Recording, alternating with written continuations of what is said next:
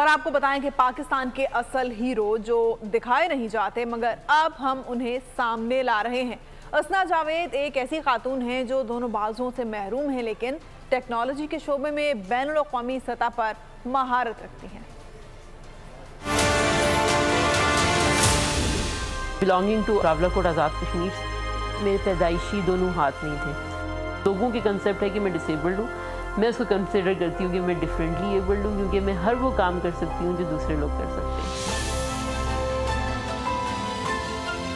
میں I T میں ہوں، آئی بی ایم میں جاب کر رہی ہوں، نیشنلی ریکگنائزڈ ہوں، انفیکٹ انٹرنیشنلی ریکگنائزڈ ہوں۔ 8-9 مہینے کی تھی جب میں نے اپنی فیڈر جو ہے دودھ کی بوٹل جو ہے خود پاؤں سے پکڑنا شروع کر دی تھی، تو امی کو ریئلائز ہوا کہ اچھا اس نے تو پاؤں سے کام کرنا ہے یا پاؤں سے چیزیں کرنی ہیں۔ تو جب میں بھائیوں کو دیکھتی تھی وہ پڑھ رہے تھے، لکھ رہے تھے، تو میں بھی پاؤں سے پین یا پینسل پکڑ کے لائنیں وغیرہ، جیسے بچے چھوٹے اسٹارٹنگ میں جن کو نہیں لکھنا تو لائنیں وغیرہ ڈرا کرتے رہتے ہیں۔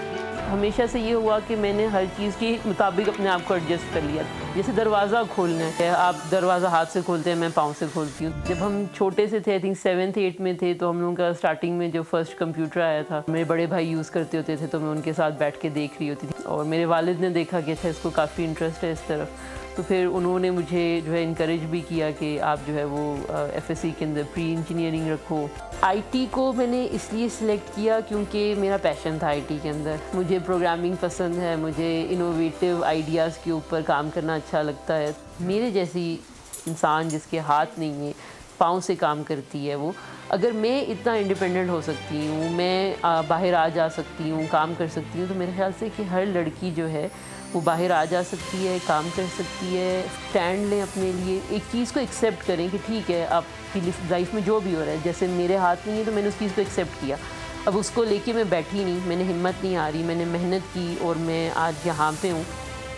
ہر پاکستانی کے اندر یہ پیشن ہونا چاہیے کہ ہم نے کچھ بننا ہے۔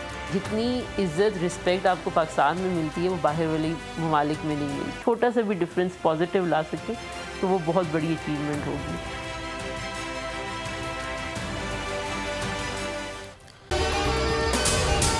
اگر آپ کو یہ ویڈیو پسند آئی ہے تو ہمارے چینل کو سبسکرائب کریں اور بیل آئیکن کو پریس کریں۔ سبسکرائب کریں اور بیل دبائیں تاکہ کوئی خبر رہ نہ جائے۔